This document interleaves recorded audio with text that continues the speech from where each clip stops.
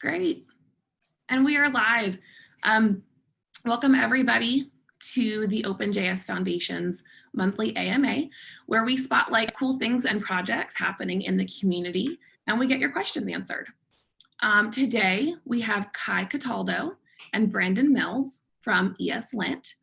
And before I hand it over to these fine folks, wanted to let you know how to participate in today's AMA. You can either drop your question in the YouTube chat or tag us on Twitter at OpenJSF and ask us your questions. And with that, I'm going to hand it over to Kai and Brandon. Hi, I'm Kai. First of all, thanks for having us today. We're really excited to be doing this. Just a little background about myself. I am a former musician turned web developer who's been working on open source projects, namely in the JavaScript tooling space for about, I think 5 years now, 4 or 5 years. I got involved in open source at Adobe, where I worked on a team with Henry Zhu, who is a maintainer of Babel. He introduced me to linting and helped me actually land my first PR, which was what sparked my interest in all of this. And yeah, I've been on the technical steering committee for ESLint for the past couple of years. And as of last winter, I was hired as the first dedicated maintainer for ESLint. And so I've been working part-time on the project for past 7 or 8 months, I guess. And I'm also a maintainer of Babel as well. Yeah, I guess that's all about me. Very cool. Well, I'm Brandon. I am also on the ESLint Technical Steering Committee. I have been contributing since 2014, I think. I started contributing to open source when I found abstract syntax trees as part of a parsers class in school and thought it was pretty cool and realized there was a lot that I could do with abstract syntax trees, and saw this really cool ESLint project that was new for JavaScript and started playing around with it and writing rules and kept contributing. And I remember my very first open source pull request. I did not have somebody like Henry to be a mentor for that. It was just pushing some code out into the ether, and all of a sudden it was merged and released, which was a really cool feeling. And I haven't lost that. Contributing to open source can be really cool like that. So do we want to start off with just background on ESLint and all that? Sounds good to me. Okay, so the founder of ESLint, Nicholas, is not on the call today. So what you'll be getting is the summary as best as Kai and I can tell it. But earlier on in JavaScript, there was JSLint and JSHint. And as I understand it, the biggest motivation for ESLint was to be completely pluggable. And so ESLint will look at your code, parse it, turn it into an abstract syntax tree, and through whatever configuration you provide and whatever plugins you provide, it will say, hey, I found this problem here. You're using this variable that you haven't defined. And there's something over here that you might want to take a look at. This doesn't seem right. And that's all done through your plugins, your rules, your configuration on that abstract syntax tree. And when Nicholas started it, there was no ecosystem and all the rules were in core. Whereas now we've got a large ecosystem of a ton of plugins and a ton of third-party shareable configurations. The Airbnb configuration, for example, probably gets almost as many downloads as ESLint. Kai, can you fill in any color in the middle there, maybe? Yeah, so I do think that ESLint's flexibility has really contributed to its success. the web development landscape has changed a lot over the past decade, and you know, there's new syntax being added to JavaScript. There are all these different runtimes for JavaScript. We have JSX, we have Vue, we have all these things, and so having an extremely opinionated set of rules that only lints JavaScript would only serve a very small subset of the community. And yeah, so anyway, that flexibility I think is what has led to ESLint being adopted so widely. Last time I checked, I thought it was something on NPM, something like 12 million downloads a week or something astronomical, kind of mind-boggling. I guess, do we want to talk a little bit more about what a linter is for those who may not have used one before? Yeah, for sure. Cool. I can do that if you want. Go for it.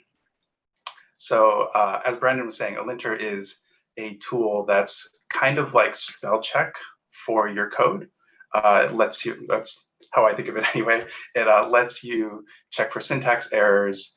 I think traditionally, I don't know too much about the history, so I could be a bit wrong about this, but at least in the JavaScript landscape, linters had very opinionated rules where you didn't have control over what it was telling you was incorrect or correct.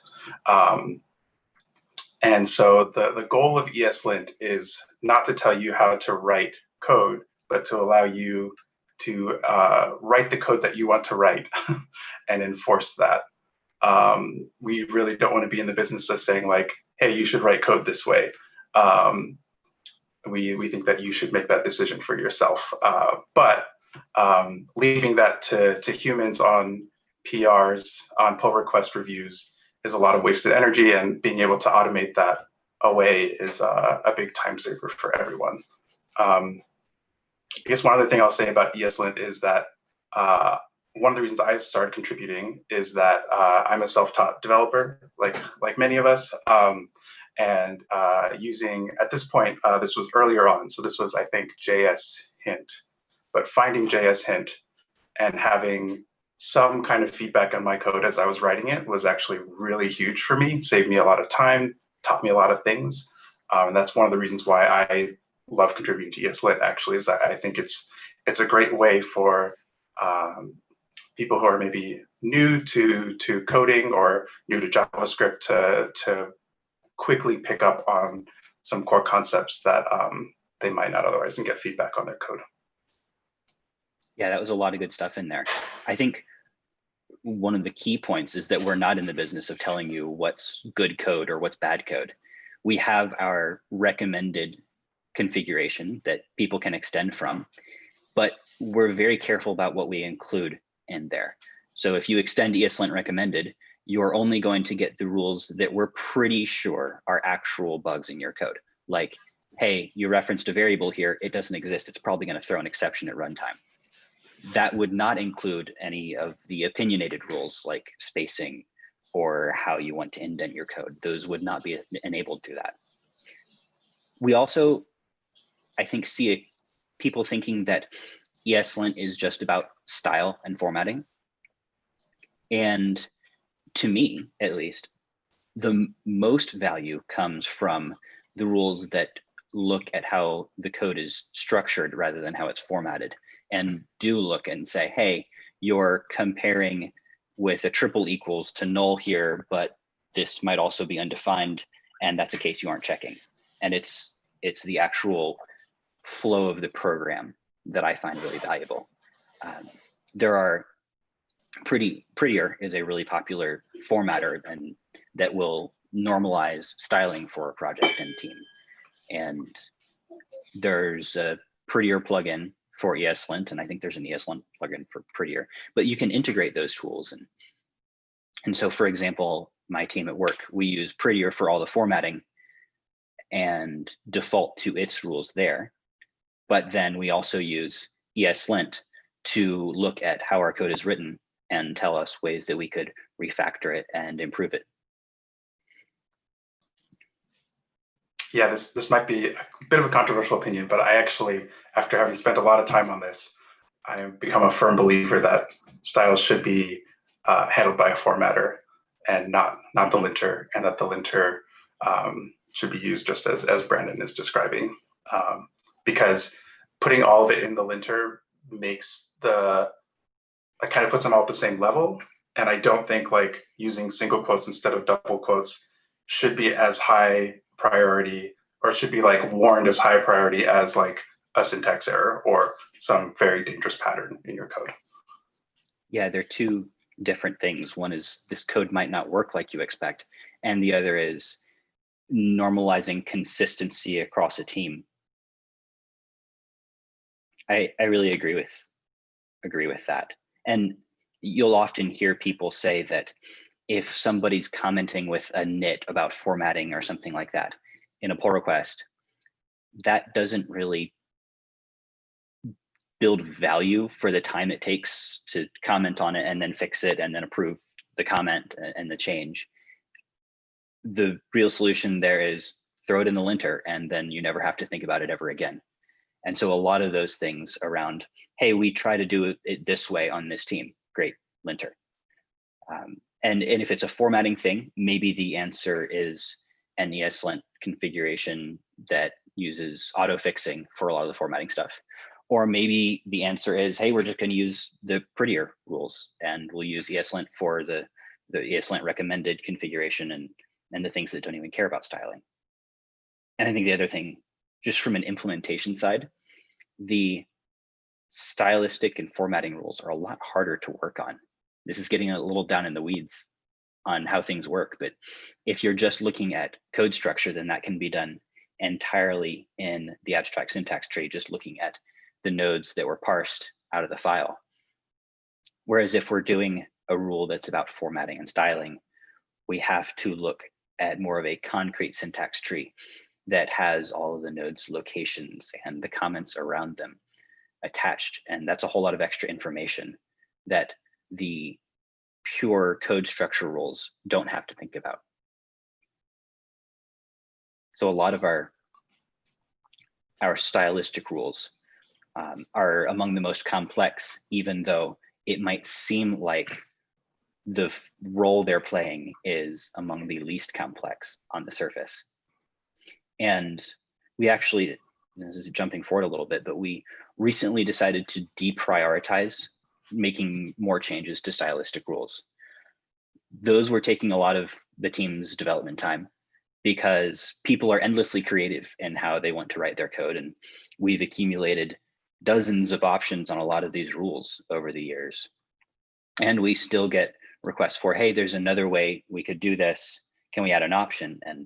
And the cumulative effect of those was taking a lot of our development time. So we deprioritized those intentionally so that we can work more effectively on the roadmap that we have coming up. And this is shuffling a bit from the outline, but do you want to go over the roadmap, Kai, real quick? You're muted. Sorry about that. Yeah, let me pull it up really quick here. I'm going to do the same. Do not have this memorized. Maybe I should. Okay. Yeah, so we recently decided to commit to a public roadmap. We had a lot of internal discussions, some public discussions on GitHub, and yeah, so we have a couple things that we have decided that we want to commit our resources to over the coming months, and we're really excited about all of them. So I'll start with the thing that I guess I'm most excited about because I'm working on it, maybe selfishly. We are participating in Google Season of Docs, which is a program run by Google that matches technical writers with open source projects to improve their documentation. And we're just starting that process now. We have our technical writer selected, and he and I are having meetings and kind of figuring out where we want to go with this. But we're going to be working on the configuration documentation, which ESLint has been around, I think, since 2011. Is that right? 2012? 12, 13, something like that. Yeah. Okay. Should have looked it up beforehand. But anyway, it's been around a long time. And as a result, the documentation has existed for a long time and has been iterated on for a very long time now. And in that process, we've added a lot of new options. And you know, as I said before, the JavaScript ecosystem requires a lot of configuration just because of all the runtimes and different syntax and so on and so forth.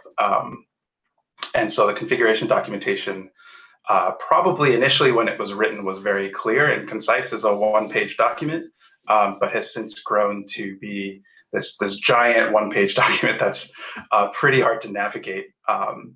And so our focus is going to be on improving that so that people can find find the information that they need quicker and more easily. Another thing we're doing is we're planning to move all of our repositories branches from master to main. We're going to be doing that over. We've started a little bit of work on it. I think Nicholas has started updating our tooling for it, but we've committed to doing that, and that will be ongoing over the next couple months. I think GitHub is also planning to implement some tooling on their end that'll make it easier for us as well. Yeah, do you want to help? So there are two other big projects. So Nicholas is working on a new way to configure ESLint. And if you go to our RFC's repository, you can find the simple config proposal and see everything about it. But similar to what Kai was saying about accumulating years worth of documentation, all of those options also accumulated over years. And so our existing configuration system, we have what we call the cascade. So if you have a parent directory, you might have a config file in there, and then you might have a couple different directories in there that each have their own configuration files. And so we have to look, when we see a file, it has a configuration there, and then there's a configuration in the parent directory, and then there's a configuration in its parent directory. And combining all of those is very complex, and the rules for how that works have been developed over the years.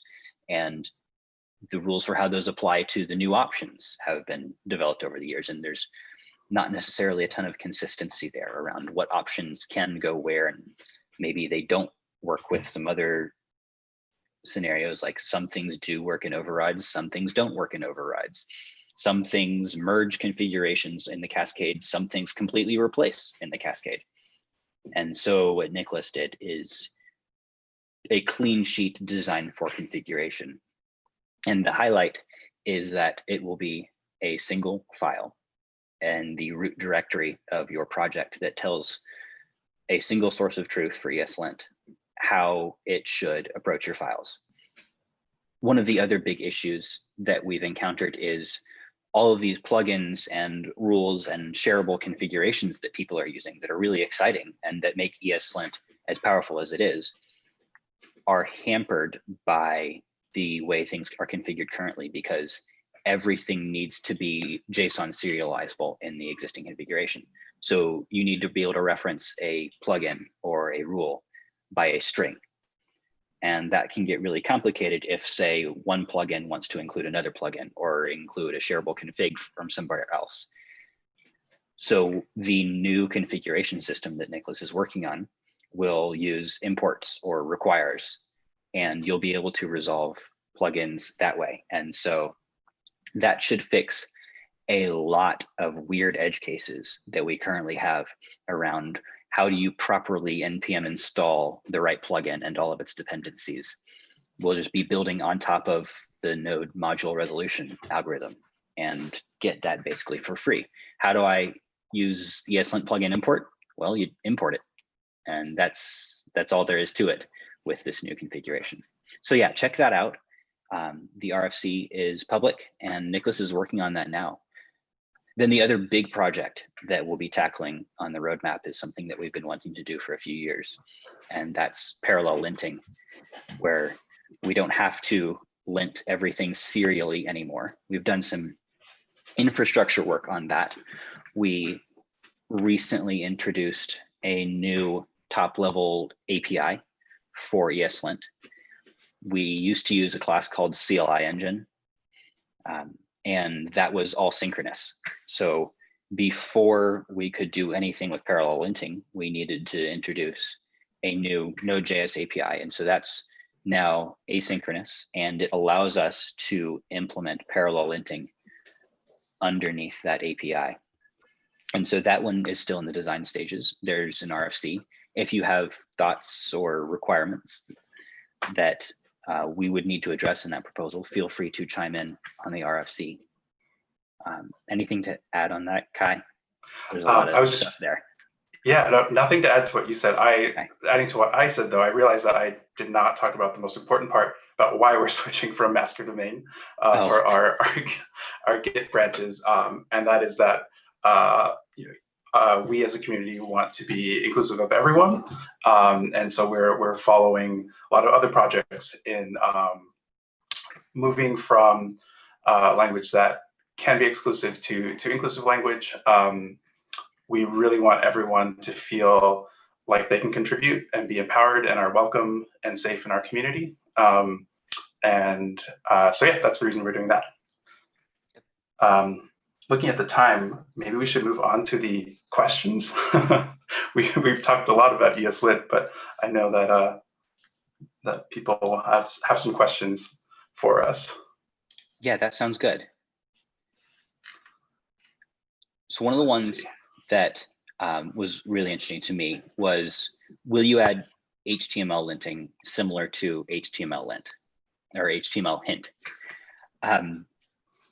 So as Kai said earlier, when ESLint was started, it was just JavaScript that we need to lint. And we've gradually expanded to lint Vue and React JSX, and TypeScript is a really common use case, and all of these syntax extensions. We also added processor APIs so that you could say lint JavaScript inside of script blocks inside of HTML. And we have a markdown processor that will pull out JavaScript code blocks and lint those from a markdown file. And there are other examples of those sorts of things. Linting HTML directly is a new thing that we're kind of playing with. There was an RFC recently merged for generic AST support. So ESLint to date has been built with the assumption that it will receive a JavaScript AST of some sort, that it will have certain properties, that the root node will be named program, that every node will have a type with a string in it, that every node will have location information and how that's structured. And so, for example, Babel ESLint, which is a really common parser that people use, uses a slightly different AST structure than ESLint's default parser. TypeScript also uses a different AST structure than ESLint's default parser. So what this would allow is ESLint processing ASTs that it wasn't originally designed to process, because we've made certain things generic, and a parser can now tell ESLint, here's how you figure out what variables are in scope wherever you are in this file on this node, and other things like that. So the translation process that Babel ESLint and TypeScript ESLint and the processors do now, we might be able to do even better than that, and not even just for JavaScript and languages that compile to JavaScript. So for example, you might be able to do it with JSON. You could perhaps pass in a JSON AST if you had the right parser and parser support, and look for things in your package.json or another JSON configuration file, or YAML if you want to lint a Docker Compose file. That's something that we could do. Or as the question asks, HTML, yeah, the API is there for that. and we don't know what direction that'll take. It's intentionally a minimally scoped change to the API just to see what people do with it. Because it's theoretically possible, but somebody would have to build it first. So I'm curious to see what happens there. Yeah, that's definitely exciting. I do think that that's something that's been discussed a long time within the team and outside. And I do think that could be a really big win for the community as a whole. Because I've looked for linters for other languages that I use as a web developer day to day, and generally have found them to not be as configurable or not quite as robust. And so yeah, having one tool to do all that would be great. Yeah, it would be nice to be able to integrate everything into a single stack there that is as configurable as ESLint is intentionally.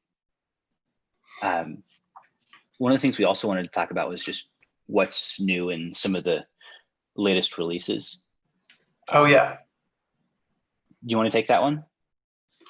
Yeah, sure. Let's see. So we did a release this week that I guess the most exciting part about it is adding support for some syntax for ES 2021, and that is namely numeric separators and logical assignment operators.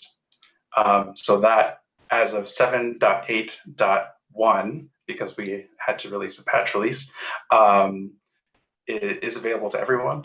Please check it out and let us know if you find any issues with it. Is there anything else that's been really exciting recently? You've been the one writing the highlights. One of the great things about having Kai as a dedicated maintainer is that we have a default person to do the releases rather than trying to figure out who else on the team can find time at a specific on their schedule for it. So it's been great having Kai around to do that, among many other things. Thanks. Cool. So here's another question, which is Miles asks, what is the most controversial linting rule? This is an easy answer for me, and that is the indent rule. It is we get so many issues for it that we actually have a label just for that rule on GitHub issues. And that is because indentation, people have a lot of opinions about that and a lot of ideas about how that should be enforced.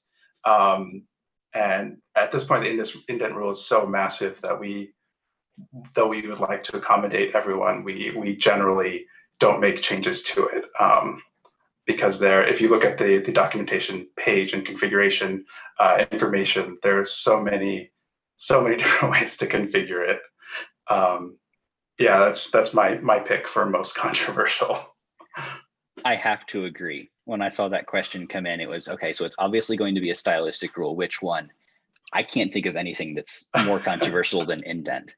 And there are, like I said earlier, people are endlessly creative in how they want to format their code. And there's only so many different cohesive ways we could come up with a configuration that's even internally consistent for what people might want to do.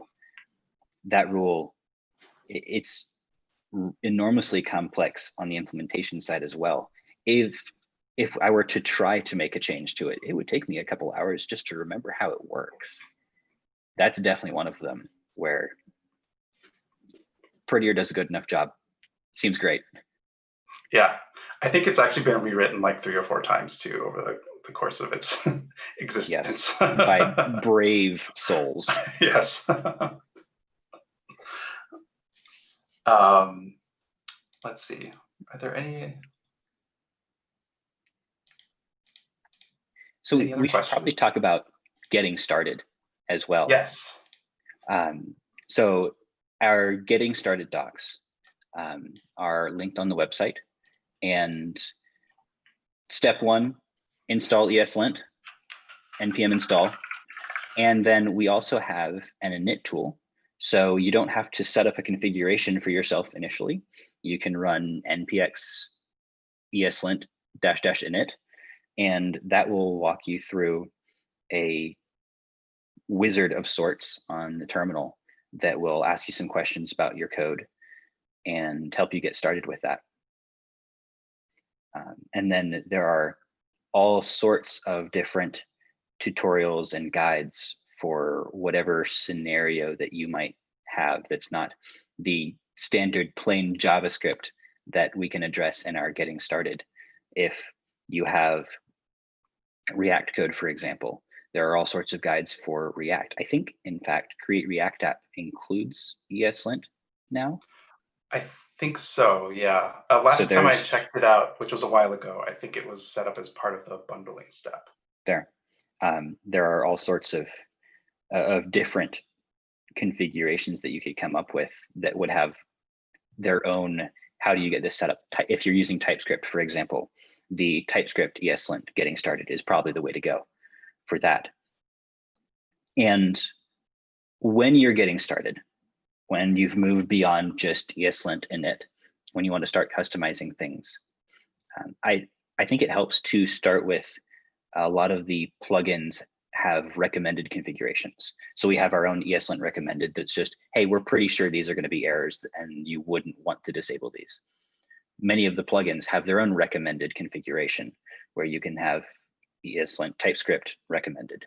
And that'll be, we're pretty sure these are actual issues. And so that's a great way to get started. And then you can customize from there.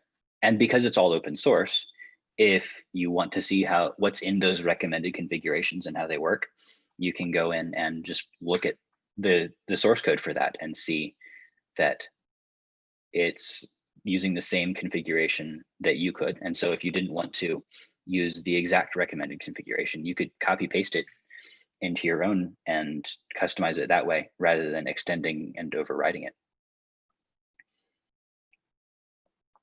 Any other getting started tips? I guess just to add to that, one question that I've seen come up fairly regularly over the years is, why does ESLint not have a default configuration? Why can't you just install ESLint and then it just works? Which is a really fair question because configuration is always difficult, and especially if you're less familiar with JavaScript, you might not actually even know what the answers to some of these questions are, like what environment things are running, things like that.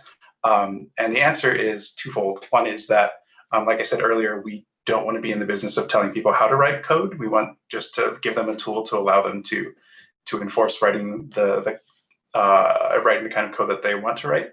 And the other one is actually just an inherent difficulty in JavaScript itself, which is that JavaScript, in JavaScript, a lot of times we don't have control over the execution environment. If you're running in Node, then you do. But if it's running in the browser, you really have no idea. You have to make your best guess as to what your users are using and the environment that's running in, and therefore what syntax is supported and so on and so forth. And so it's actually a problem where it would be great if we as a community, I think, came up with a solution that says here are my targets, and then all the tools read that, and then we're able to configure themselves accordingly. But without that, we have to leave it up to the user because we don't want to make any guesses and be wrong about that. Yeah, the trade-off there is, should we by default allow the new ES 2021 syntax? Or should we by default say, well, if you're targeting this older version of Edge or Safari, you aren't able to use these things. So would we default everybody to IE11 support? I don't think that would be a popular choice. And so Kai's exactly right that we don't want to put ourselves in a position of declaring here's what's default normal, because there's very little agreement on what that even might be. I also think that there are really two scenarios for getting started using ESLint. There's the I have a new project scenario and I want to set up ESLint as part of my first few commits getting the project started. And that is probably the easiest because it's the smoothest path, and you aren't going to have a ton of lint warnings when you first start out because there's no code to begin with. The scenario where you're adding ESLint to an existing project is a lot harder. And there's no tried and true solution because every one is different. But there are some tools around that. There's a tool called ESLint Nibble that will help you add ESLint to an existing project, where it will say, hey, you have a bunch of errors on this rule. Do you want to just disable it for right now? And you can come back later, say it's a formatting rule. That's just not important to have day one, versus some of the other rules that might actually be reporting, hey, this will be a runtime exception if you don't fix this. And so it helps you prioritize, here's what we want to fix first. Here's what we can save for later. It can also say, well, this is a formatting rule. Do you want to auto fix it? We can do that. And it might lead to a big diff. So maybe you want to do it immediately, or maybe you want to save it for its own pull request at a later date. But a tool like ESLint Nibble is designed for exactly that scenario. And you can check it out if you are adding ESLint to an existing project.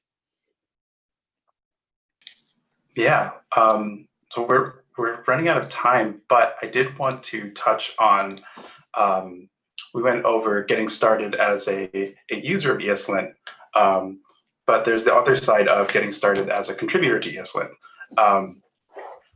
We actually do have some documentation. I'm gonna, I guess there's no place for me to share it easily here where everyone can see it, but it's on the ESLint website. If you go to ESLint.org and then go to the developer guide and then click on contributing, you'll get to our documentation. One thing that ESLint I think does really well is, as for an open source project at least, is try to document everything we do and make sure that expectations are clear on both sides.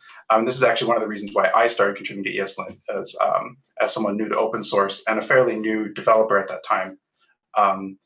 It built a lot of trust, knowing what the team would expect of me, the maintainers would expect of me, and what I could expect of the maintainers. We don't have a ton of time to go through it, so I won't go through it, but I am always available on Twitter, on GitHub to help people contribute. We also have a Discord, which I believe the link to that is eslint.org/chat. To ask for an invitation or to be, I don't exactly remember how that works, but to be added to that. And we would really love to see you on GitHub. Open source projects like ESLint only thrive when there's an active community around it. And yeah, we would love to help you get your first PR in, get your 30th PR in. Please come join us.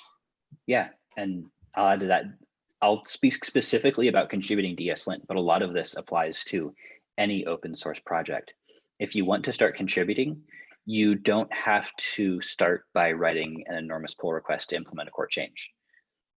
In fact, there are a lot of ways to contribute without writing any code at all that are really valuable.